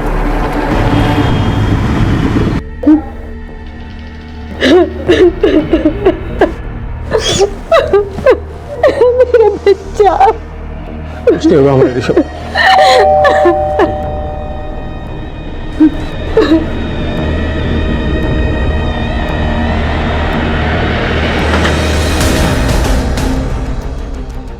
आप लोग, ऋषभ मिल गया है क्या? नहीं, मिला नहीं है, लेकिन मिल जाएगा। फिलहाल आपसे पूछताछ करनी है। मिस्टर नाइक, हमें बताइए ये जीनल वोरा के साथ आपका क्या रिश्ता है? जी वो मेरी क्लाइंट है सलून में। ये तुम्हारे कॉल रिकॉर्ड्स। क्या आपने हर क्लाइंट के साथ रात को 1 बजे तक बात करते हो क्या? क्या ये जीनल वोरा स्पेशल है तुम्हारे लिए? हाँ? वो मैं मतलब ये जी में वो सब बंद करो और सच बताओ, कौन है वो? जी वो मेरी गर्लफ्रेंड थी। मतलब क्या बोल रहे हो? क्या बोल रहे हो ये तुम? देखो अब ऐसा कुछ नहीं है, मैं सब कुछ तोड़ चुका हूँ। थी ना वो तुम्हारी गर्लफ्रेंड? देखो वो थी मेरी गर्लफ्रेंड। अभी तुमने मुझे इतना बड़ा झूठ बोला। आप थोड़ा शांत रहेंगी? समझा करो, अभी कुछ नहीं है, मैं तुम्हें बताने वाला था। मर गई तुम्हारी रेनू तुम्हारे लिए। रेनू, तिकडे गपचूप बस आणि आमच्या प्रश्नांची उत्तर दे। बैठ। सर। चल बोल अभी, अफेयर क्यों तोड़ा? मैडम मुझे समझ में आ गया था कि मैं गलत कर रहा हूँ। मैंने खुद को उससे अलग कर लिया। मैं कभी उससे मिला नहीं बाद में, ना उसको फोन किया ना कभी मिला उसको। मैंने बात की, यकीन कीजिए सर। मैडम ये संदीप अभी भी झूठ बोल रहा है। मुझे लगता है हम अपने तरीके से इसे झटका देते हैं तो शायद सब कुछ सच उगल दे। सुरभि, हम ये तहकीकात ऋषभ के लिए कर रहे हैं, ना कि संदीप के एक्स्ट्रा मैरिटल अफेयर के लिए। अगर सख्ती बरतते हैं तो ये बात किडनैपर तक पहुंचेगी और किडनैपर बच्चे को नुकसान पहुंचा सकता है। हो सकता है जीनल आज भी संदीप से प्यार करती हो और ऋषभ उसके रास्ते का सबसे बड़ा रोड़ा हो सकता है ये बीवी को छोड़ सकता है लेकिन बच्चे को नहीं छोड़ना चाहता हो सकता है। मैडम मुझे लगता है हमें जीनल को उठा लेना चाहिए क्योंकि उसके पास एक किडनैपिंग का स्ट्रॉन्ग मोटिव है। एक काम करो कि जीनल पर नजर रखने के लिए अपने कांस्टेबल लगा दो। जीनल या सारिका दोनों में से एक हमें किडनैपर या बच्चे तक पहुंचा सकती है।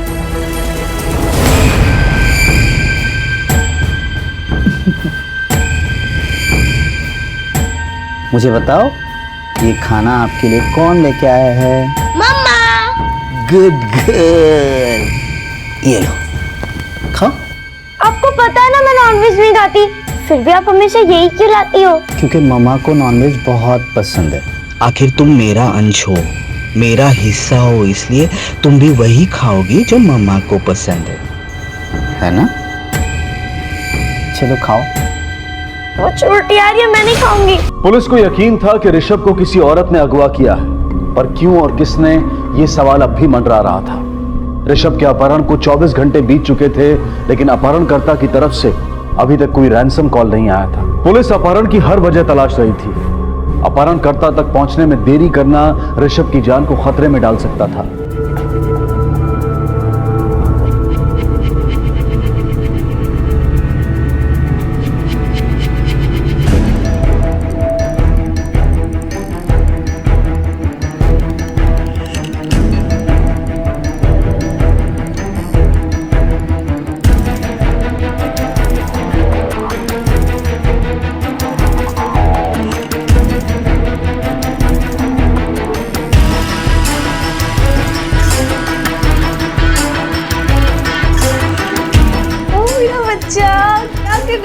देख मैं तेरे लिए क्या लेके आई हूँ।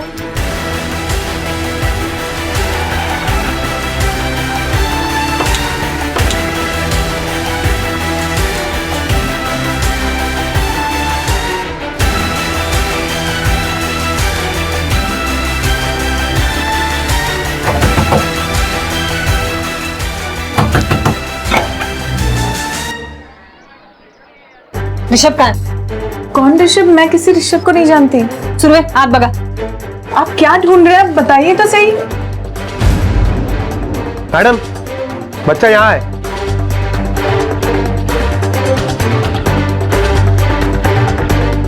मैडम लेकिन ये ऋषभ नहीं है। ये बच्चा मेरा और संदीप का है। शादीशुदा नहीं हुई इसलिए इसे अपने साथ नहीं रख सकती, इसलिए अपनी बाई लता के पास रखा है। मैं उसे इसके खर्चे के पैसे देती हूँ, वो पैसे मुझे संदीप ही देता है। तो ऋषभ के होते हुए संदीप आपको और आपके बेटे को एक्सेप्ट नहीं कर रहा था, इसलिए आपने ऋषभ को किडनैप किया। क्या ऋषभ किडनैप हो गया? हुआ नहीं है, आपने करवाया है। सर मैंने ऐसा कुछ भी नहीं किया, सच में नहीं किया। मेरा और संदीप का रिश्ता तो कब का खत्म हो चुका है। अच्छा, तो ये रिश्ता कब का खत्म हो चुका है, फिर भी आपने उसको कल सुबह और दोपहर को फोन किया था, क्यों? देखिए चुप रहने से कुछ नहीं होगा। हमारे पास आपके कॉल रिकॉर्ड्स हैं और लोकेशन है। जब ऋषभ किडनैप हुआ तब आप उसके घर के पास थी। मैं वहाँ इसलिए गई थी कि संदीप मेरे कॉल्स नहीं उठा रहा था, वो मुझे इग्नोर कर रहा था मैम। और तो और उसने मेरे बच्चे के खर्चे के पैसे भी देना बंद कर दिया। तो मैंने सोचा कि अब उसके घर जाकर ही उससे बात करना ठीक होगा, इसलिए मैं वहाँ गई थी। ए भाई रुको, अरे कहाँ? ओ भाई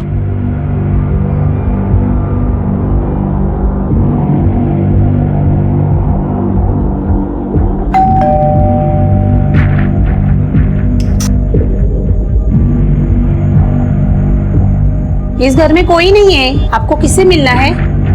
जी वो रेनू अभी भी नीचे गई है और संदीप भाई सब काम पे गए हैं। आप मुझे अपना नाम बता दो, वो लोग आएंगे तो मैं उन्हें बोलूंगी।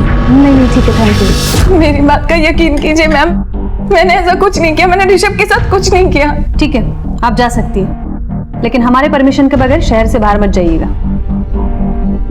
सुरवे, ये संदीप ने जीनल के साथ जो कुछ भी किया है उसके बाद तो जीनल के पास स्ट्रॉन्ग मोटिव है संदीप से बदला लेने का, और मेरे ख्याल से उसके लिए उसने ऋषभ को चुना है।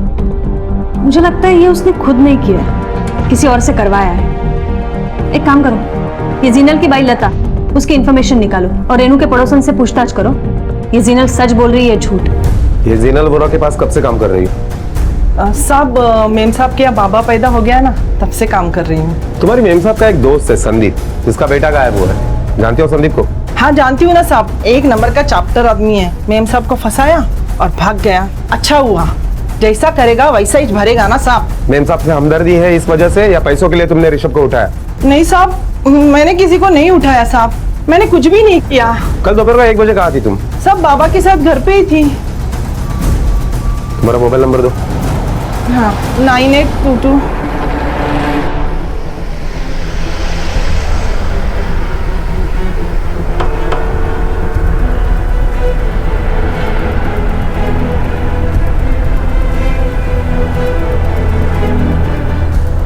मैडम, सारिका के मोबाइल का लोकेशन तो जुहू का दिखाई दे रहा था। वो सी ग्रेड के प्रोडक्शन हाउस का ऑफिस है, और इंक्वायरी के दरमियान पता चला है कि उस प्रोड्यूसर से सारिका का अफेयर चल रहा है। इसका मतलब है सारिका अपना अफेयर छुपाने के लिए हमसे झूठ बोल रही है। अच्छा, ये जीनल के बाई के बारे में कुछ पता चला? हाँ मैडम, लता के मोबाइल का लोकेशन सौरभ के किडनैपिंग के वक्त लता का घर का ही है, और नीतू के पड़ोसियों से जब हमने पूछताछ की तो उन्होंने बताया कि जीनल को संदीप का डोरबेल बजाते वक्त उन्होंने देखा था। सुरभि, या तो हम गलत दिशा में तहकीकात कर रहे हैं या फिर ये संदीप और जीनल अब भी हमसे कुछ छुपा रहे हैं। अगर इन औरतों में से किडनैपिंग की जगह पर कोई नहीं था तो फिर वो कौन औरत हो सकती है जिसने ऋषभ को किडनैप किया हो?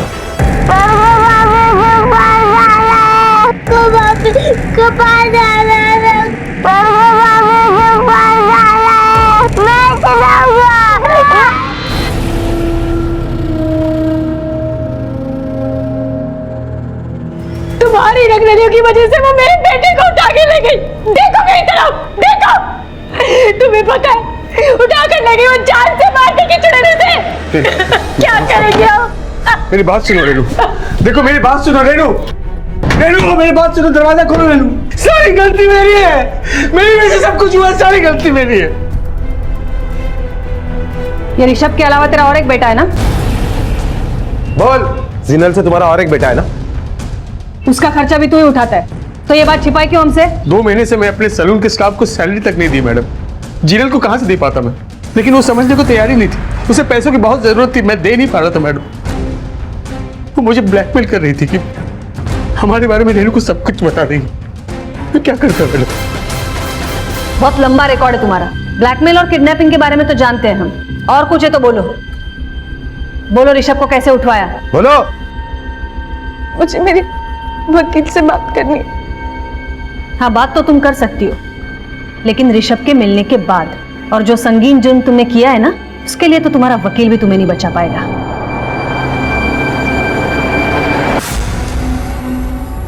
संदीप, संदीप, क्या हुआ?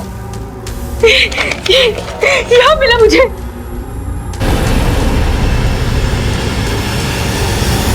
एक हाथ पैसा दे और दूसरे हाथ अपना बच्चा ले।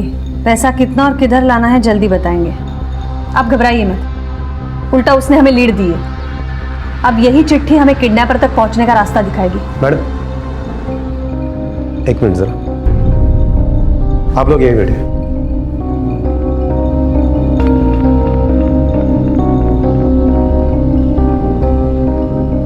मैडम, मैंने उस बिल्डिंग के विजिटर रिकॉर्ड चेक किए, लेकिन उसमें ऐसी कोई भी एंट्री नहीं मिली जिस पर यह शक किया जा सके कि उसने वो चिट्ठी वहां रखी हो। लेकिन हाँ, कमला उस वक्त बिल्डिंग में आई थी काम करने के लिए, लेकिन वो भी उस विंग की तरफ गई नहीं। सुरभि, अगर बाहर का कोई इंसान आया नहीं है तो ऐसा तो नहीं है कि घर के किसी इंसान ने चिट्ठी दरवाजे पर लगाई हो? मैडम, कहीं आपका शक इन दोनों के ऊपर तो नहीं? कुछ भी हो सकता है। एक काम करा, हैंडराइटिंग एक्सपर्ट को बुलाओ, सबके हैंडराइटिंग सैंपल्स लो। ये संदीप, रेनू, जीनल, लता, सारिका, कोई नहीं छूटना चाहिए। Okay madam.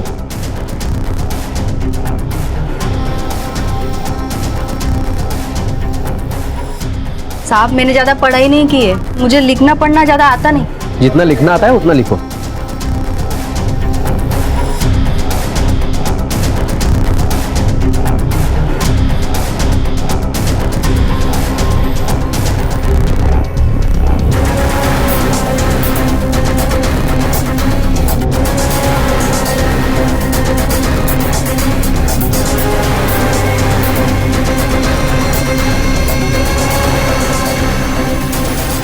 सो ये हैंडराइटिंग आपको दिए हुए किसी भी सैंपल से मैच नहीं करती।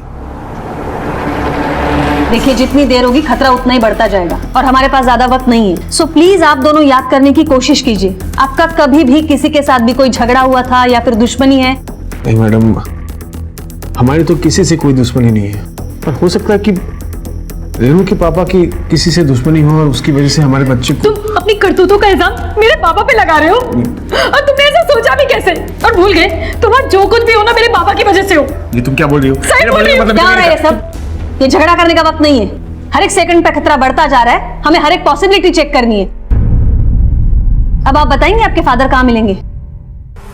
क्या ऋषभ किडनैप हो गया और किसी ने मुझे बताया तक नहीं? आपके दामाद का कहना है कि आपकी किसी दुश्मनी की वजह से ऋषभ को किसी ने किडनैप किया है।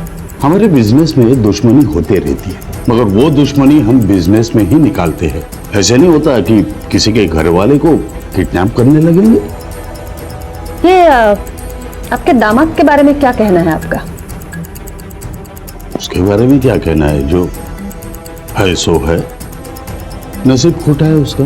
और आपकी बेटी रेनू, उसके बारे में? रेनू के बारे में तो वो एक अच्छी लड़की है। मॅडम, मला एक गोष्ट खूप खटकते। इतना रईस आदमी होने के बावजूद भी उसने अपनी बेटी की शादी संदीप जैसे मिडिल क्लास लड़के के साथ क्यों की? सुरभि, खटकने वाली बात एक नहीं दो है। एक, ये रेनू के बारे में पूछने के बाद यशवंत इतना बेचैन क्यों हो गया था? और दूसरी, जब रेनू को दरवाजे पर चिट्ठी मिली किडनैपर की, तब संदीप कहाँ था? मैडम, मैंने उससे पूछताछ की तो उसने कहा कि उस वक्त वो बाथरूम में था। सुरभि, हो सकता है बेशक चिट्ठी किसी और ने लिखी हो और रेनू ने शॉक होने का नाटक किया हो हम सबको दिखाने के लिए। कुछ तो ऐसा है इस रेनू के बारे में जो हमें पता करना पड़ेगा और इसके लिए हमें उसके पास में झांकना पड़ेगा। एक काम करा सुरभि, ये रेनू के सारे रिश्तेदार, कॉलेज के दोस्त, यशवंत के आजू बाजू रहने वाले सबसे पूछताछ करो। हो सकता है इस किडनैपिंग के तार आज नहीं, कुछ साल पहले ही बिछे हो सकता है। पुलिस ने रेनू के पिता के घर में रेनू के बचपन से काम कर रहे स्टाफ से पूछताछ की। उसके कॉलेज में जाकर उसके अतीत को खंगाला, जहां उन्हें रेनू के कॉलेज के दिनों की करीबी दोस्त के बारे में पता चला।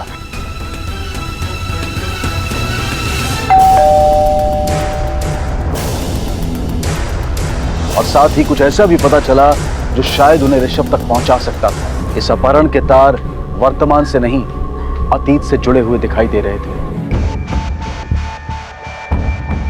आइए मैडम, ये सुरेखा नगरकर, रेनू की कॉलेज टाइम की फ्रेंड। मैम, रेनू लड़की बुरी नहीं थी, वो एक रिच फैमिली से बिलोंग करती है, इसलिए बस थोड़ा सा एटीट्यूड में रहती थी। इसके अलावा रेनू के बारे में ऐसा कुछ था जो आपको एबनॉर्मल लगा? मैम, कॉलेज में रेनू का एक बॉयफ्रेंड था, निखिल सोमन नाम का। निखिल सोमन? मैम, उन दोनों का अफेयर लगभग 2 साल रहा था। उसके बाद अचानक से रेनू कहीं चली गई। निखिल ने उसे बहुत ढूंढने की कोशिश की, लेकिन उसका कुछ पता नहीं चला। मैम, मुझे कुछ दिन पहले ही रेनू मिली थी। मुझे तो तभी पता चला कि उसकी शादी हो गई है किसी और से। मैम, मैं तो उसकी बेस्ट फ्रेंड थी कॉलेज में, फिर भी उसने मुझे अपनी शादी में नहीं बुलाया। ये निखिल सोमन कहाँ रहता है? मैम, कॉलेज के बाद तो हम कभी नहीं मिले, इसलिए मुझे नहीं पता कि वो कहाँ रहता है।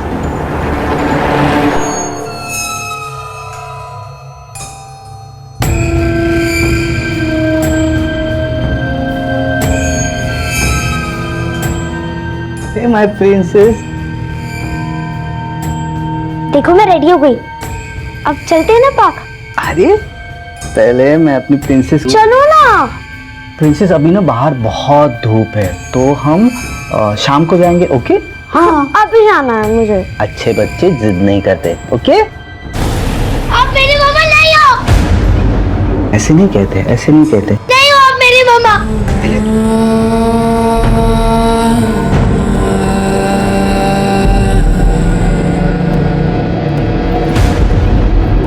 मिसेस रेनू,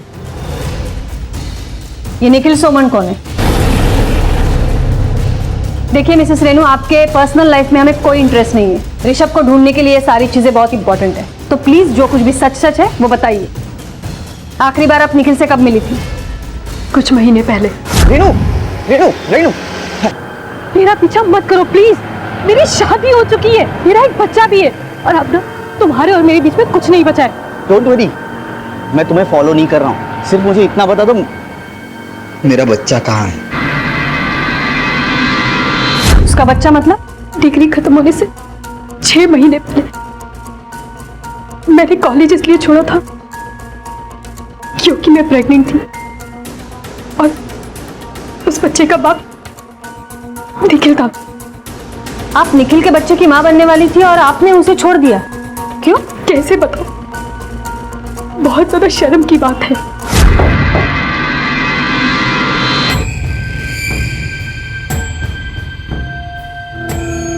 वो एक आदमी के साथ साथ एक औरत बन के भी रहना चाहता था।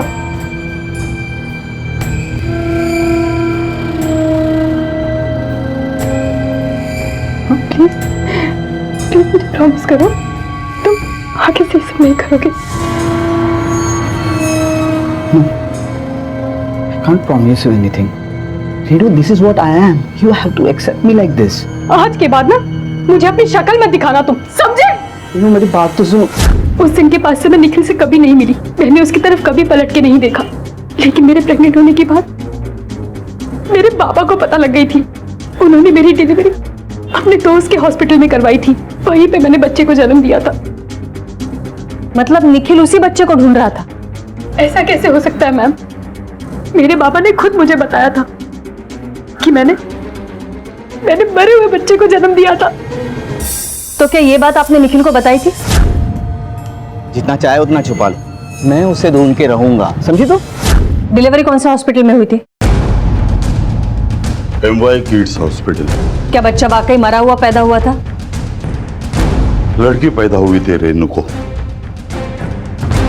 मैंने अपने एक एम्प्लॉय के पास उसे छोड़ दिया। उसे बच्चे नहीं थे और पैसों की भी जरूरत थी। रिया नाम है उस लड़की का। वो एम्प्लॉय कहाँ रहता है?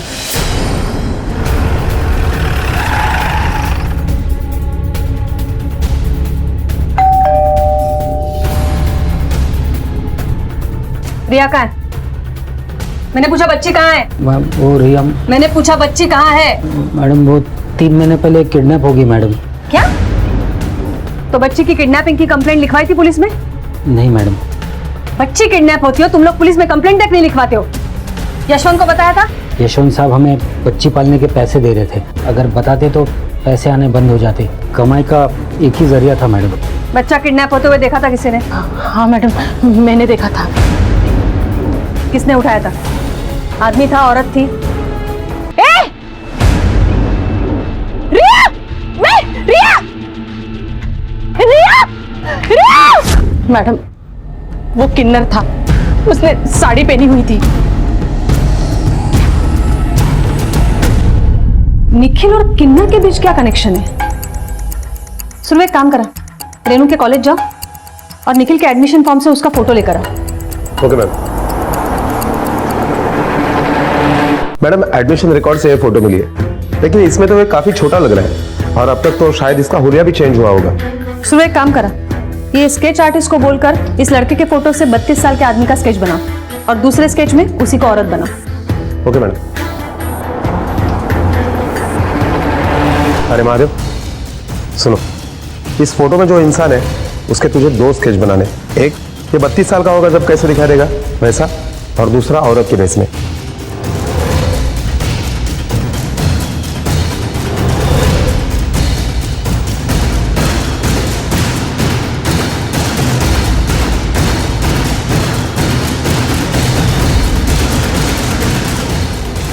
मैडम स्केच रेडी हो गया।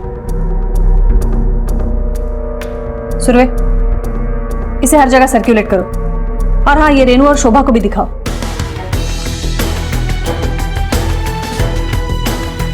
ये निखिल ही है। निखिल? ये निखिल है कौन? और इंस्पेक्टर साहब आप ये स्केच आप मेरी पत्नी को क्यों दिखा रहे हैं?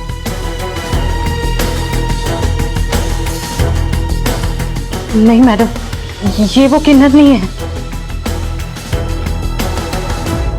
सुरवे, ये निखिल को औरत बनने का शौक है, लेकिन वो किन्नर नहीं है। और इस तरह के लोग जब रास्ते पे आते हैं तो उनके साथ हंसी मजाक होता है। हो सकता है उसके इसी शौक की वजह से उसका किसी के साथ पंगा हुआ हो और पुलिस में कोई केस दर्ज हुआ हो। एक काम करो, सारे स्टेशंस में अलर्ट करवा दो। इस तरीके का कोई भी केस अगर दर्ज हुआ है तो हमें डिटेल्स भेजें। Okay ma'am. निखिल की जानकारी के साथ पुलिस की रिया और ऋषभ को बचाने की उम्मीद बढ़ चुकी थी। उन्हें लग रहा था कि दोनों अपहरण निखिल नहीं किए हैं, लेकिन हकीकत कुछ और थी। निखिल के पास तो सिर्फ रिया थी, तो फिर ऋषभ कहां था? क्या रिया और ऋषभ की किडनैपिंग अलग अलग थी, या निखिल और उस किन्नर में भी कोई कनेक्शन था? और तभी इन्वेस्टिगेटिंग टीम को एक पुलिस स्टेशन से निखिल के खिलाफ दर्ज हुए एक केस से उसके बारे में कुछ और जानकारी मिली। मैडम, मालवाड़ी पुलिस स्टेशन में निखिल के खिलाफ एक कंप्लेंट दर्ज है और जिसमें उस पर आरोप है कि औरत के भेष में उसने पब्लिक प्लेस में झगड़ा भी किया और मारपीट भी की। गुड, फाइनली हमारे हाथ लग ही गया ये। एड्रेस क्या लिखा है कंप्लेंट में उसका?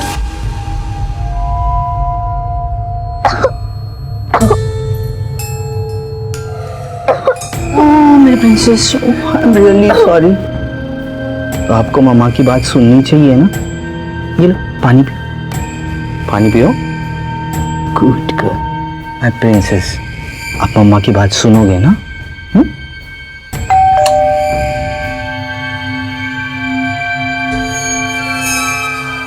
बेटी, कोई आया है दरवाजे पे। हाँ, मैं देख के आती हूँ।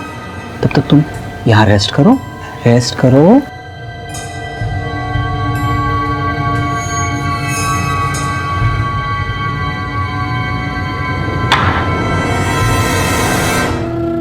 गुड आफ्टरनून मैडम, हमारे कंपनी ने छोटे बच्चों लोग के लिए साबुन लॉन्च किया, आप देखना चाहेंगे मैडम?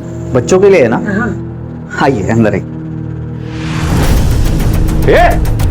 क्या कर रहे हैं? Officer, officer, leave me alone. Officer, क्या कर रहे हैं आप? You are hurting me, come on, leave me. Riya बेटी, डरो मत बेटा, हम है ना, तुम्हें कुछ नहीं होगा। मेरी बेटी है रिया। रिया तो मिल गई है, अब ये बता ऋषभ कहाँ है? बता। पाटिल, हाथ छोड़ा। Okay madam. कौन कौन ऋषभ? रिया मेरी बेटी है साहब। हाँ, ये ऐसे नहीं बोलेगा, ले चलो इसको।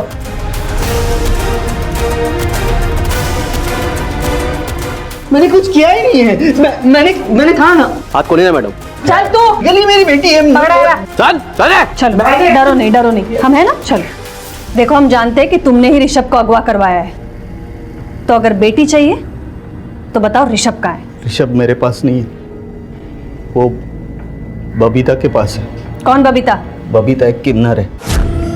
बबीता कितनी रोती है रे तू। मैंने कहा ना पैसे दूंगी मैंने जबान दी है, पर पहले मेरी बेटी लाके दे मुझे, उसके बाद ऐसी पार्टी बताऊंगी कि जन्म भर यहाँ बैठ के खा पाएगी। देगी। डन। बबीता ने मुझे मेरी बेटी लाके दी थी, रिया। इसी के बदले में मैंने उसे रेणु के बेटे ऋषभ को उठवाने का आइडिया दिया। और तूने ये सब इसलिए किया ताकि तू रेणु से बदला ले सके? सिर्फ रेणु से नहीं, उसके बाप से भी। मेरी बेटी छीनी थी उसने मुझसे, इसलिए मैंने। चल बबीता का एड्रेस बोल अभी।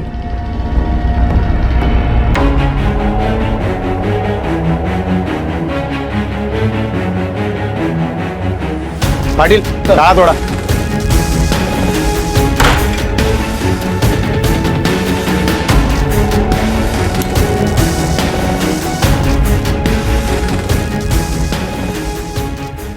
पुलिस को बबीता के ठिकाने से ऋषभ मिल गया, लेकिन पुलिस ने बबीता को भी ढूंढ निकाला और आज वो सलाखों के पीछे है। निखिल को भी अपहरण की साजिश और बबीता को उकसाने के लिए सजा हुई। और सबसे सुकून की बात तो ये है कि संदीप ने रिया को अपना लिया और एक ऐसे स्याह अतीत का अंत हुआ जिसने वर्तमान की जड़ें हिला दी थी। किसी के किए की सजा किसी और को मिली और ऋषभ बेवजह गेहूं में घुन की तरह पिसकर अपने बोलने की क्षमता किसी अनजान वजह से खो बैठा। रिश्तों का बनना बिगड़ना जितना आसान दिखता है उतना होता नहीं है, इसलिए रिश्तों का चुनाव बहुत सोच समझ कर करें, क्योंकि कब अतीत वर्तमान में आकर खड़ा हो जाए कहा नहीं जा सकता, और जिसका अंजाम कई बार बहुत महंगा हो सकता है। इसी विचार के साथ मैं अनूप सोनी अब आपसे विदा लेता हूं। फिर मुलाकात होगी अगले एपिसोड में एक और चौंका देने वाले केस के साथ। तब तक अपना और अपने परिवार का ख्याल रखें और देखते रहें क्राइम पेट्रोल डायल 100। सबक एक को सीख हम सबको। जय हिंद। इस तरह के और भी एपिसोड देखने के लिए हमारे चैनल को सब्सक्राइब करें और बेल आइकन दबाना ना भूलें।